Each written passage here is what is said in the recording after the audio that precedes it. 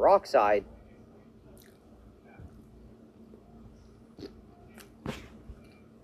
Okay, so today, I've decided to dissolve my wiener in acid. What? I'm not just going to be using any acid, though, and I'm going to be using something special called piranha solution. It's a hot and angry mixture of sulfuric acid and hydrogen peroxide, and I basically just have to drop it in. It almost immediately turns black, and this is all carbon. Now, if I add some more peroxide, I can vaporize the carbon and turn it into CO2 gas. I think it's pretty obvious, but I'm still going to mention that this is extremely dangerous. If any of this splashed on me, it would do something very similar, which wouldn't be super pleasant.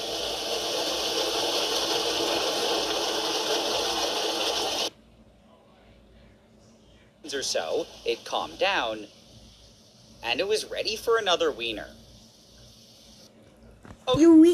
No. Okay, so this is just some regular vinegar, and I'm gonna do something that I think is pretty fun. To get started, a while ago, I made all this scary bromine in my parents' garage, and now I've decided that I want to throw some aluminum into it. This is one of my favorite If you do want me to, no. into it. This is one of my favorite reactions, and the last time that I did it was probably over 6 years ago.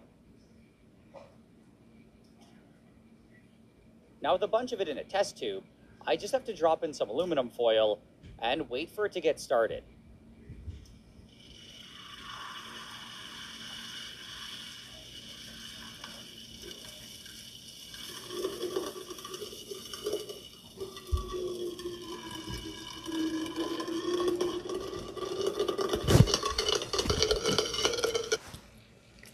It's not like, what?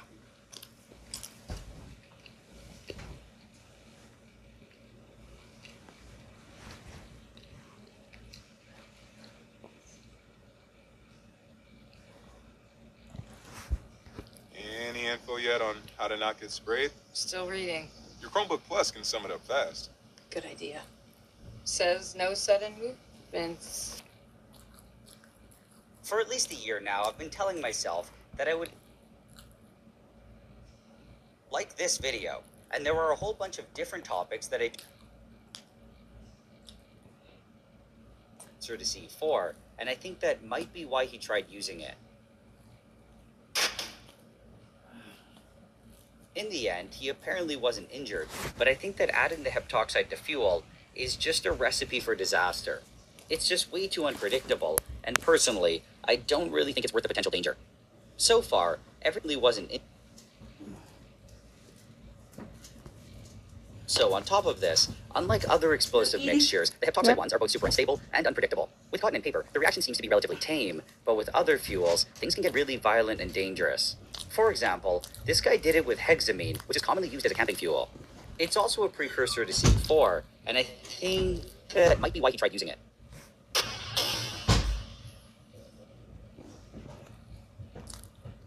It's commonly used as a camping fuel. It's also a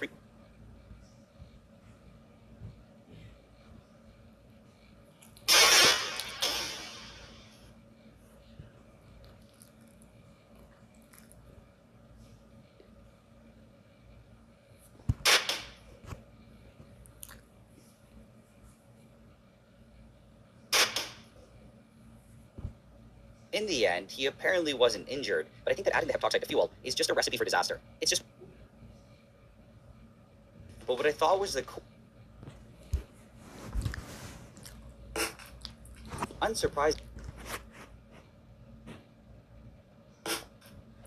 Unsurprisingly, this reaction was also extremely fast, but what I thought was the coolest part was when I slowed it down. I, of course, was still only able to get a few frames of the reaction, but I thought it kind of looked like a mini nuclear explosion. After playing around with this for a bit, and seeing these solvents react and ignite the moment they touch the heptoxide, I started to think about the rocket video that I made. In that video, I talked about hypergolic combinations, which is where a fuel and an oxidizer spontaneously ignite on contact. That was exactly what was happening here, and I figured the next thing I'd want to try is aniline, which was an old rocket fuel. I really thought this reaction would be a lot more violent, but it seemed to be about the same as the others. Unfortunately, However, the major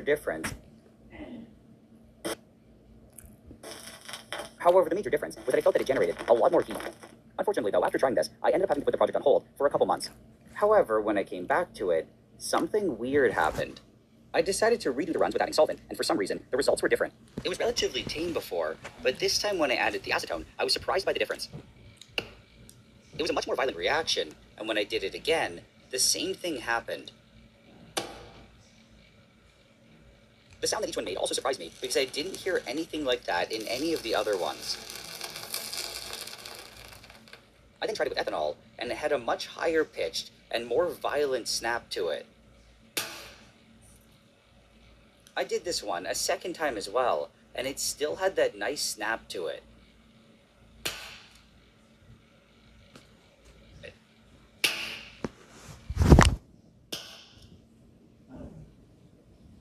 For the last try, I did it with aniline, and it wasn't as nearly as violent. Like before, though, I could just feel that it generated a lot more heat.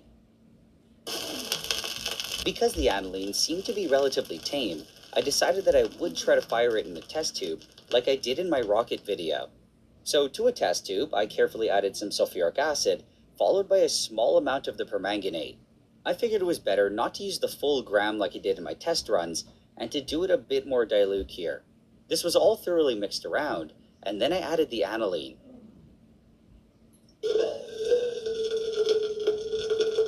It seemed fine, and by that I mean it didn't explode, so I tried it with a narrowed neck. The reaction here was a lot more violent, and it was also pretty loud. The full impact of the sound, though, just like in all the other runs, wasn't picked up super well by the mic. So a mixture of heptoxide and sulfuric acid, and a fuel like aniline, could potentially work to fire a rocket, but there were just too many downsides to it. The major one is that the heptoxide is just way too sensitive, and if it's stored in a tank, it could just explode. The decomposition of the heptoxide might also be able to travel up any feed lines and make it back to the tank, which would again explode. Also, a huge portion of its mass is basically manganese dioxide, which doesn't really do much for the reaction. With it, you're left with a bunch of manganese waste that has to be dealt with properly. This means that even after neutralizing it with water, it can't just simply be poured down the drain or dumped into the garbage. In my last video, you guys seemed to like that I showed how I dealt with my waste, so I've decided to do that again.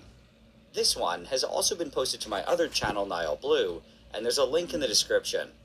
Oh, and also, I started working on making a ferrofluid again, and this time, I was actually successful. I am still working out a few kinks with the whole process though, so I'm not entirely sure when I'll be posting a video about it. There's a pretty decent chance that it could be as early as even the next video, but I don't really want to make any promise. Also, I started working on making a ferrofluid again, and this time, I was actually successful. I am still working out a few kinks with the whole process though, so I'm not entirely sure when I'll be posting a video about it. There's a pretty decent chance that it could be as early as even the next video, but I don't really want to make any promises. As usual, a big thanks goes out to all my supporters on Patreon. Everyone who supports me can see my videos at least 24 hours before I post them to YouTube. Also, everyone on Patreon can directly message me, and if you support me with $5 or more, you'll get your name at the end like you see here.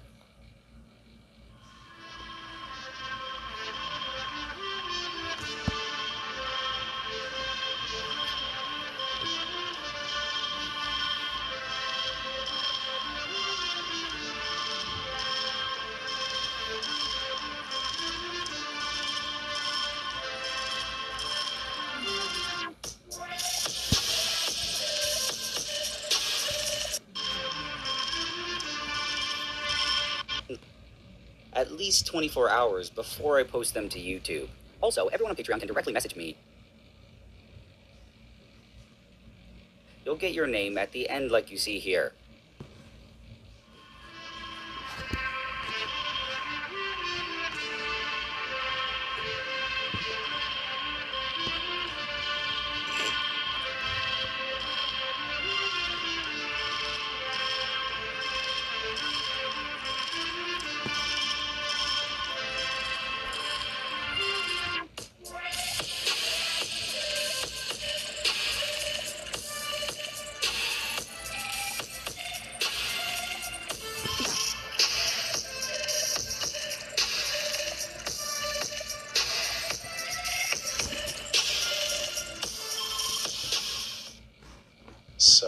a matter of if.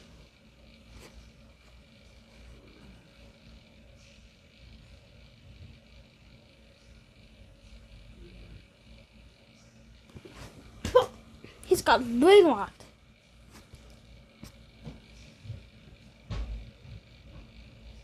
Listen, his phone is a AI generator now. Please save him.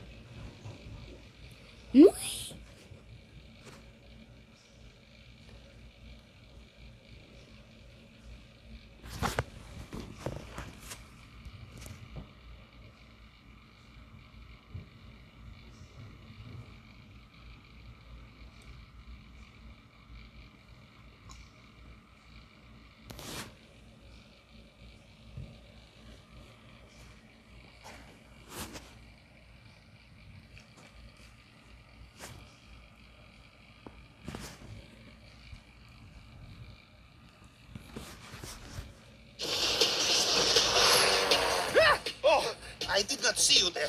I know. I have access to every server. Every jump we take, we go higher and higher. Can we go all the way to space and defeat Super Shadow? We're gonna find out right now. All right, Tails, it's time for your first jet ski lesson. First thing you want to do is get on here and just go through the seat, and then I think you hit this red button here. Oh! Oh no, Tails! Are you okay? Yeah, I think so. Do you hear something? Oh! Okay, that really hurt. Oh, I'm taking your little friend to space. Come and get him if you dare. Super Shadow! Come on.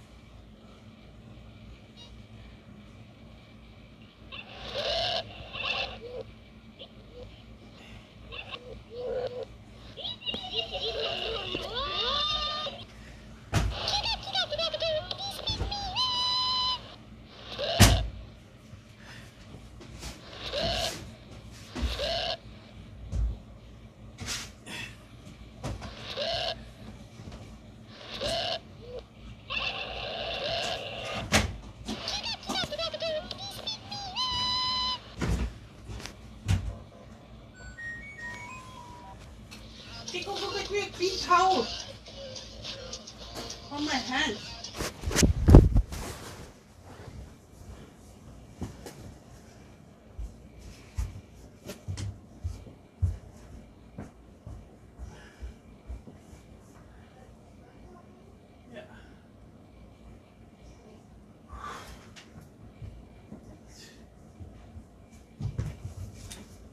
No, come on.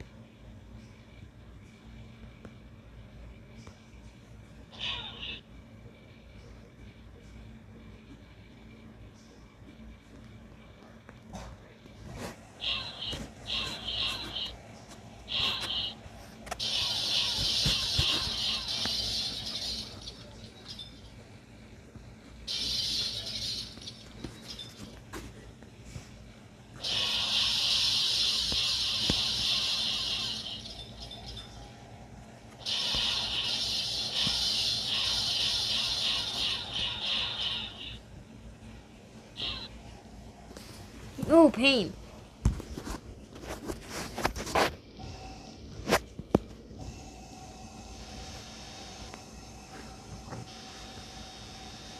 I thought that was a mugger.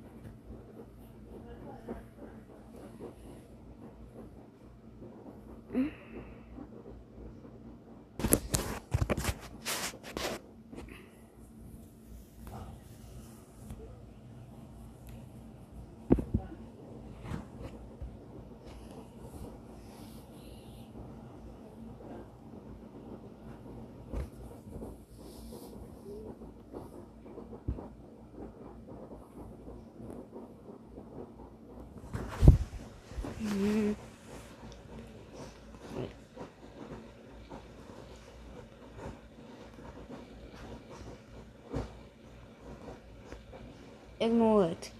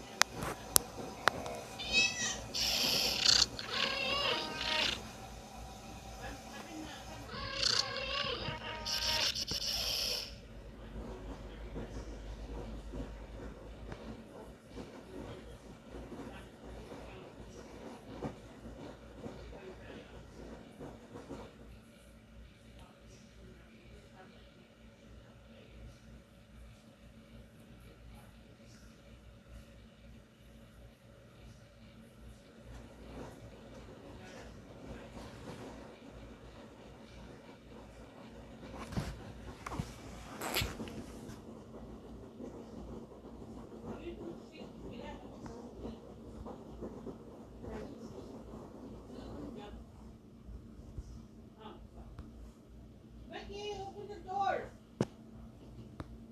Mickey. Wayne's outside. I'm going to drop him off the kittens.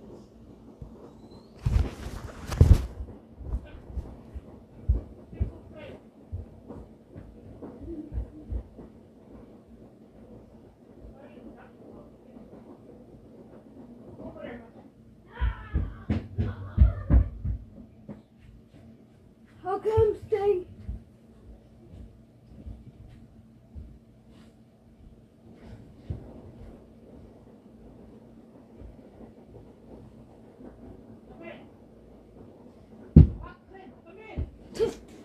Oh.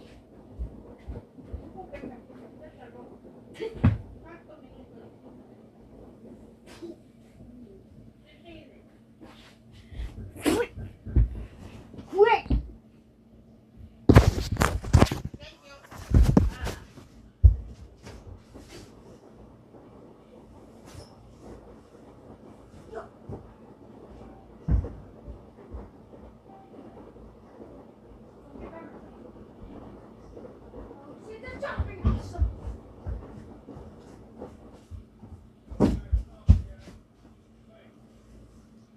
He's dropping the kids off. Or whatever. Gifts?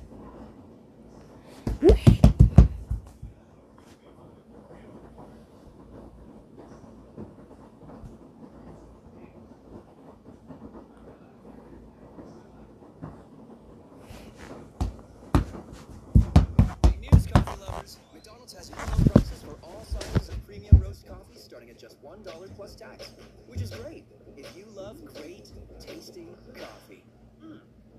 $1 small coffee every single day. I don't even know how I'm going to begin this video. Only a few hours ago, I was notified of something that happened on my subreddit r/reading and I thought I was more than prepared to make this video. I saw it, much of which can be dedicated to his positivity. He's always smiling and very energetic, so I was given this false hope that everything was going to be okay and something would happen. So I'm on Rickcraft by Alex Test Testria himself. I hadn't downloaded this resource pack, hadn't tried the mod or the supporting come with it, but I'll show you the work that he's been doing over all this time, and I just wish that I was able to speak to him. That's the one thing that I regret. I didn't talk to him. I never spoke to him. His presence online has always been so fascinating to me, to have been able to see the work that he's done for us. So a few days ago, Alex Testria passed away from cancer. I'm going to share some posts that their family members posted on Discord that kind of showed me everything that had occurred before then, and something about seeing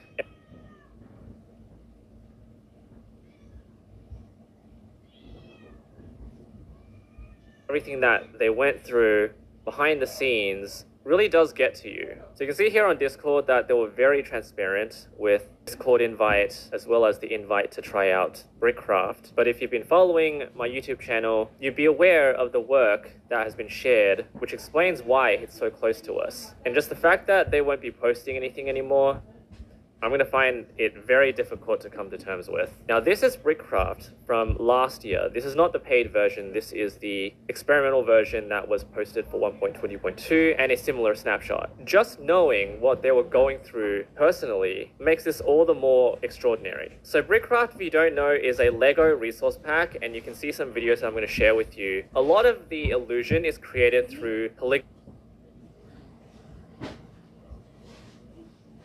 textures and really intricate 3D modeling. For the sugarcane, you have some round bricks, and the circular structure of it is achieved through a 16-sided piece. And all of this is done mathematically and to the highest level of perfection. I'm ever so grateful that he was able to share with us on r/PhoenixSC, which we tried out, and it really pains me to say that he is no longer with us. So thank you, Alex, for everything you've done, and I'm That's it. Just a little closer. Yep!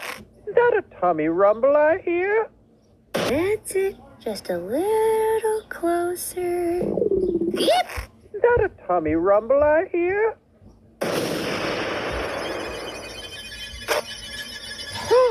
Granddaughter, you're skin and bones. Grandma, I'm full from lunch.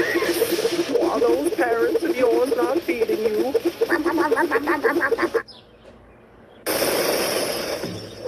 My, someone was a hungry girl.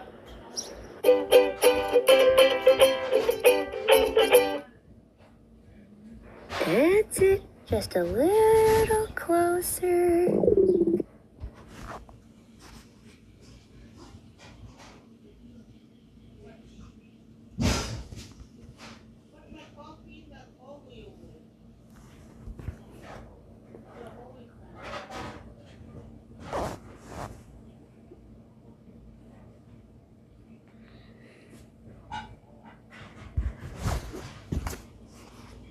One, two, three, 4, 5, 6, 7.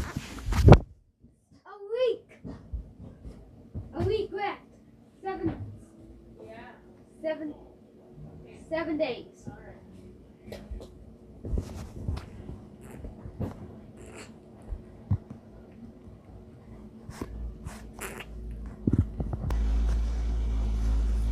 If you're put on house arrest, here's exactly what happens. First, you'll be given an ankle bracelet and confined to a specific area, usually your home. Heck yeah! Now I get to play video games all day. Sure, but what you probably don't know is if you're in a state like California, criminals have to pay $12 to $15 a day in maintenance fees. $15 a day? Not if I can help it.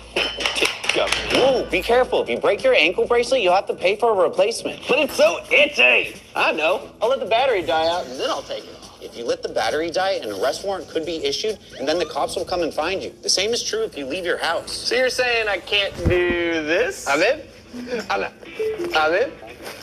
What the? Criminal 243 just left his house arrest zone. Let's go. Don't do that. Oh, come on, Mike. Why? Because if you step outside the specific zone around your house without permission, you could be sent to jail and face new charges. Mike, you worry too much. Ah! If you're put on house arrest, here's exactly what happens. Specific zone around your house without permission, you could be sent to jail and face new charges. Mike, you worry too much.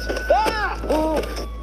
If you're put on house arrest, This is turn. What's the matter, bud? I'm not quiet. I'm cutting onions for our famous chilies.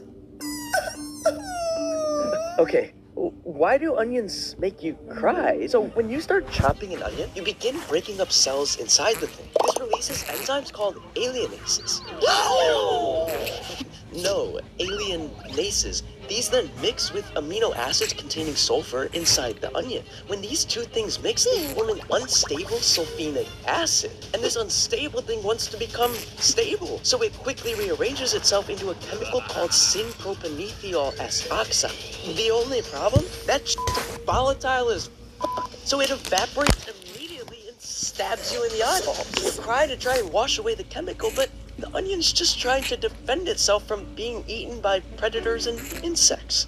This mysterious TV head is horrifying because randomly in 2018, an anonymous man wearing sleeping positions. I'm Grandpa Maury. From Winnie the Pooh to Mother Goose, Mozart to Chopin, I combine read-along stories with sensory videos. This little pill is nicknamed the Sugar Destroyer because it temporarily blocks the sweetness of sugar, helping people fight their cravings and lose weight. So today, I have 3 popular snacks from least sweet to most sweet to see how effective these pills can be. Food number 1, Honey Nut Cheerios. With 1 serving, having as much sugar as a donut. That's awful. All of the flavor was gone. It was like eating a stale crouton. Food 2, Coca-Cola. With 1 bottle being 130% of your daily added sugar. Whoa. The sweetness? 99% gone. It was like a very dull-flavored seltzer water. Finally, the sweetest, most sugary-looking candy I could find. That tasted like flavorless wax. This little... I didn't know you had a dog. She's so fluffy and cute. Yeah, she's great. I just wish she didn't shed so much. Oh, big deal. You have to vacuum once in a while. This is small erase your paper. Yeah, you're petting a pile of hair. Ew. Oh, there she is. Nope. How much does your dog shed? A lot. Oh no.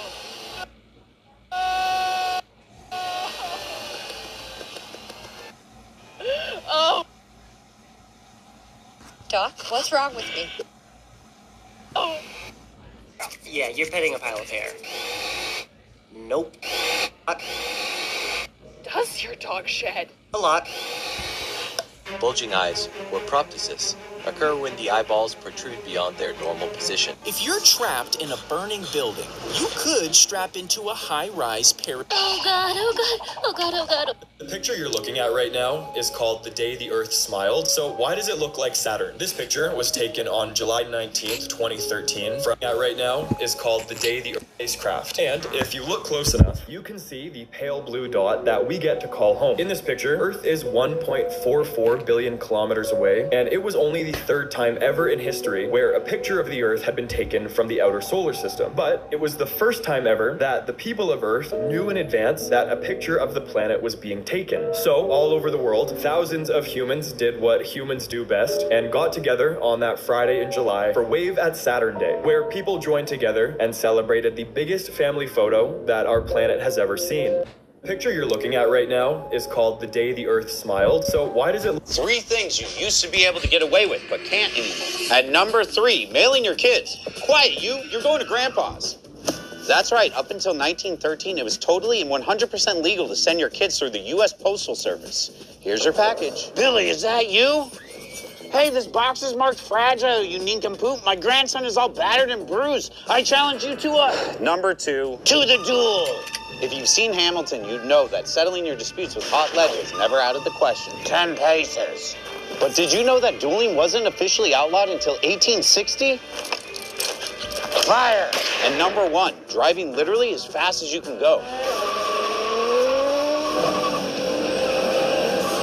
Speed limits weren't introduced until 1901, and even then, federal speed limits weren't enforced until 1970. Sir, what do you think you're doing, driving like it's 1969? 3 things you used to be able to get away with, but can't anymore. At number 3, mailing your kids. Quiet, you're going to Grandpa's. That's right, up until... Why is your funny bone hurts so... Why does your funny bone hurt so much? Well, look at your body. You're a walking sack of 206 bones. So surely with that many, one would be funny, right? No, seriously. Because if we zoom over to your arm, we find this bone. The humerus running from your shoulder to your elbow, right where that pesky funny bone should start. But that's the problem. See, the funny bone, well, it ain't a bone at all. So zoom in further, and we see that it's grayish yellow and kind of wiry. It's a nerve, the ulnar nerve. And a nerve is part of the nervous system, taking an input from touching something and relaying that message to your brain. Oh. But wait, if you bump your knee, it's not like that painful. And that's because the nerves running down your leg are protected by your leg. But near your elbow, there's a vulnerable spot. There's no fat, no padding. So when you whack your ulnar nerve, it rubs against your humerus, and the nerve pain radiates down your arm into your ring and pinky fingers. Get more of our free lessons on smartnonsense.com. Why does your funny bone... This is a microscopic needle playing a record, but how does that turn into a song? Because look, you're at the studio. Slow, that's a sound wave. Dernatra vibrates his vocal cords, which jiggles the air molecules coming out of his mouth, that propagates through the air in all directions, hitting an ear, vibrating little hairs and bones in there. Remember these Got Milk ads? Why is science's greatest strength the fact that it's... This is the biggest tree in the world. This is the Netherlands, home of windmills, canals, and these things. Why do white rags soaked in chloroform knock you out? Well, imagine you're walking home when suddenly, hey, I'm gonna kidnap you. Whoa, why? Why? Oh! There, that white rag.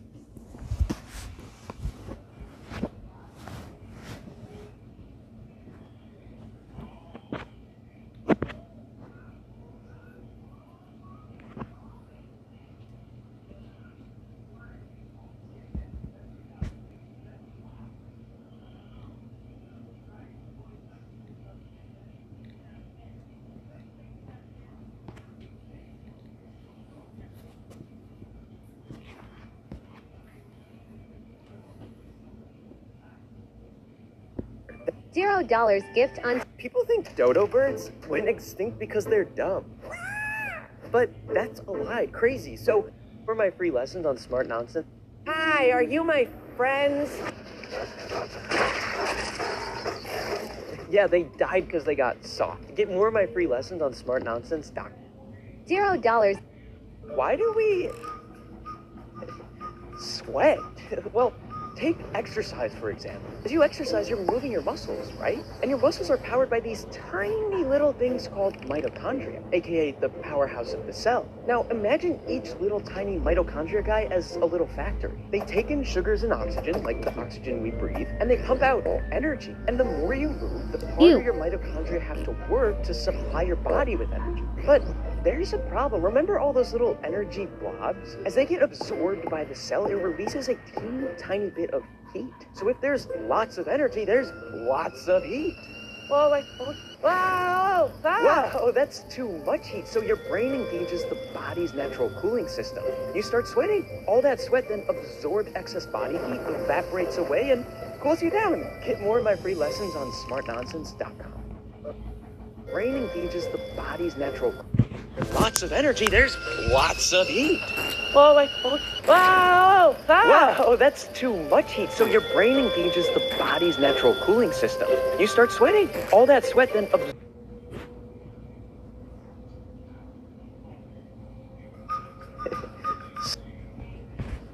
This is a hurricane. Not fun, but what are they? Well, for a hurricane to form, the first thing you need is some hot water, like water down by the equator. Now, because this water is so hot, it starts to evaporate, forming a layer of warm, moist air above the ocean. And because warm air rises, it shoots up, leaving behind an area of low air pressure. So the surrounding air is like, whoa, and rushes to fill this gap. But then that air gets warm, rises, and the cycle continues over and over again. But what happened to all that rising air? It rose so high it cooled off and formed clouds. Giant, stormy cloud. Whoa, whoa, whoa, whoa, whoa! Then, if the wind conditions are just right, the storm starts to spin. And once these winds reach 74 miles per hour, you've got yourself a hurricane. Get more of my free lessons on smartnonsense.com. This is a hurricane. Not fun, but what are they? Well, for a hurricane to form, the first thing you need is some hot water, like water down by the equator. Now, because this water... Boom, boom. You know those floaty things in your eyes? Those, what are they? So you're laying in bed, looking up at the ceiling, and suddenly... Oh, yeah. All these wiggly guys come into your vision, but when you try and look at them, you can't, and this is because they're inside your eye, floating about in all your eye juices. What? There's things in my eye. Yeah, but don't worry, they're not parasites or anything. The reason you see them is because they cast a shadow on the back part of the eye called the retina, aka the viewing disc. So you're not actually seeing floaters, you're seeing the shadow of floaters. But how come I only see them every now and then? Well, most of the time, these floaty things are completely invisible. They only become more visible the closer they are to the back of the eye, like if you're laying down. But they also become more visible when looking at a plain bright surface, like a computer screen, a wall, a ceiling, or a clear sky. And they're just clumps of protein that made it inside your eyeball. No biggie. You know those floaty things in your eyes? Those, what? These are the world's most famous photos, but how does a camera actually capture them? So, say you've got your camera. Whoa, thanks! And your image. What next? Well, see this little lens bit? It can open and close. If it's nice and wide, the light from the apple just bounces around all over the place. But if it's bit, it can open and close. If it's nice and wide, the light from the apple just bounces around all over the place. But if it's narrow, the only light that can get through is perfectly aligned with the hole. Now look behind. The apple is being reflected upside down. If you open the doors more, it gets blurry. If you close them more, it gets less blurry. Okay, so how do you capture that? Well, in a camera, the light comes in and hits a giant wall of RGB pixels. These reds, greens, and blues combine to make literally any color. So the light from the apple hits the RGBs in varying amounts, which is then recorded as an electrical signal by something called a photodiode. The camera then encodes all of these signals into ones and zeros, which can later be decoded as an image. Get more of my free lessons on smartnonsense.com.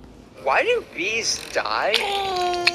If they sting you. So, let's say you're a honeybee, just buzzing about, and some insect dude pisses you off for some reason. Hey, bee! Screw you, you stripe! So, you sting them and inject them with your venom. But this isn't some suicide mission. Honeybees can pull their stinger out of most animals and fly away just fine. But if they sting a mammal like us, their stinger gets stuck.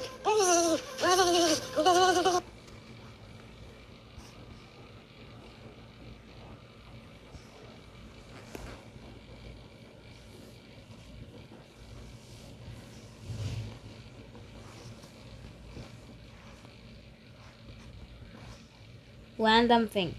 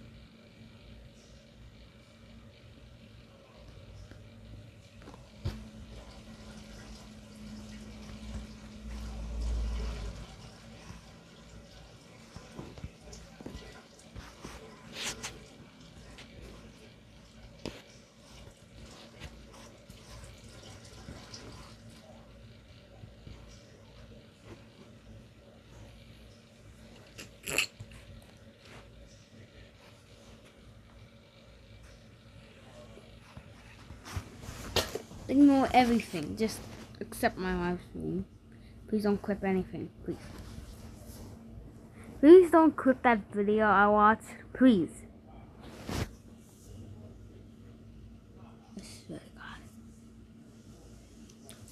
I will go.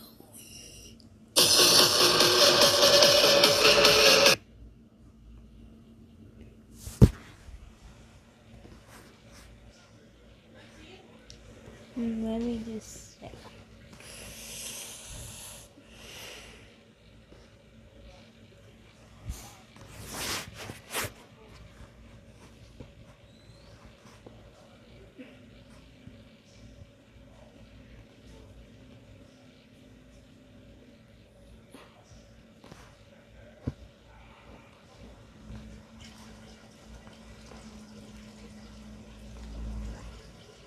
What is a pimple?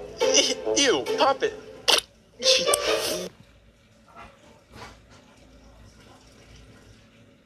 Random. What is a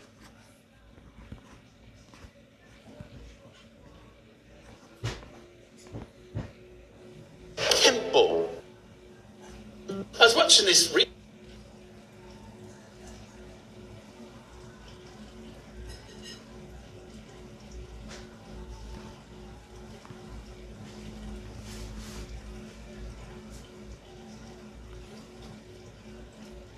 The stinger pierces the... Why do honeybees die when they sting you? You know that delicate tissue... Where's the most painful... Why do Ever wondered why bees? Who should I sting? I'm having a good day. I'm gonna sting that guy. What was that? Get over here. It's a bee. I'm gonna sting you. Get away from me. You can't run from me. Why do you even want to sting me? I didn't like the way you were standing. Please don't sting me. It's my jaw. That hurts so bad. Somebody help me. What's wrong with you? I can only sting one time. Then why did you sting me? Tell my family I love them. That's not my problem. What did you do to our son? He stung me. Let's get him, everyone. This isn't my fault. Who should I sting?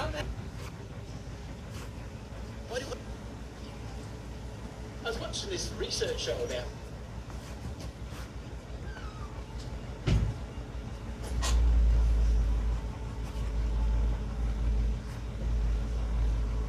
What is a pimple? Ew, pop it.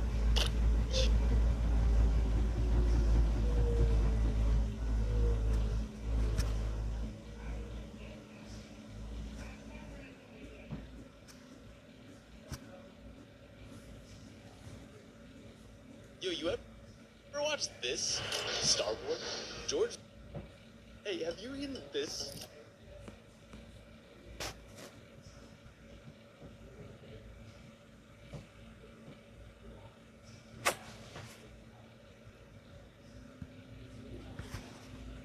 Why do bees die?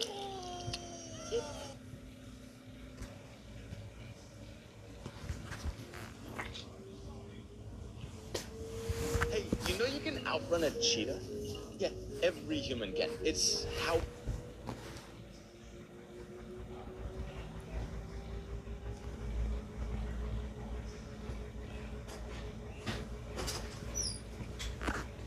This is a micro...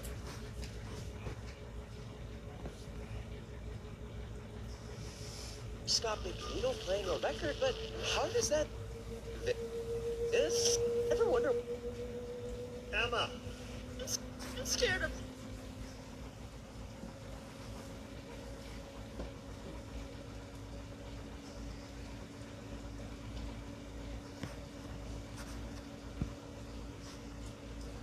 This is a Venus flytrap, made with a...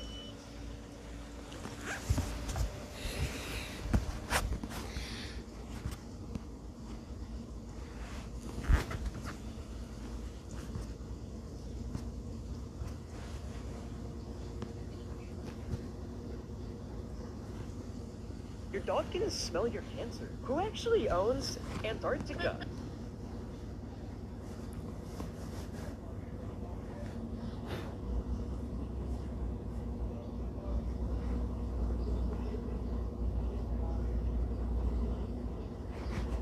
Why do bees die if they sting? So, let's say you're the honey. Just buzzing. And No, wow. What?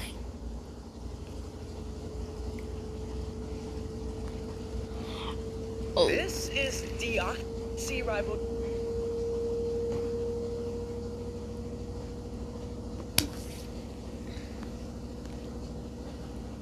This is a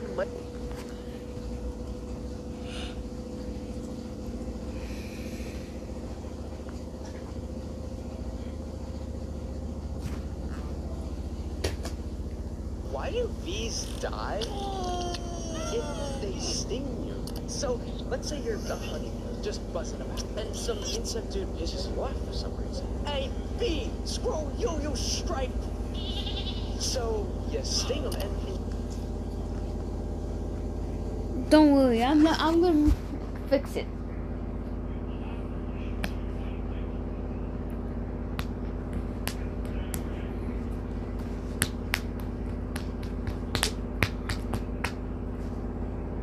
What?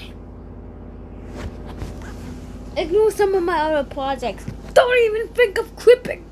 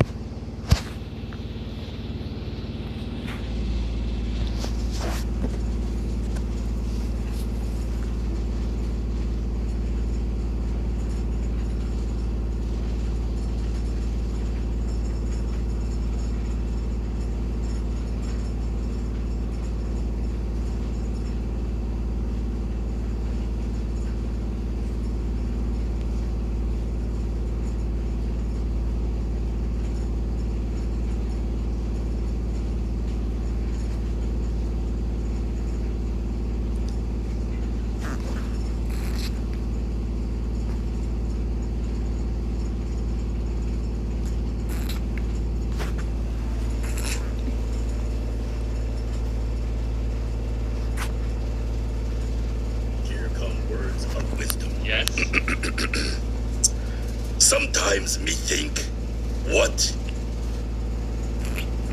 Wood. You shall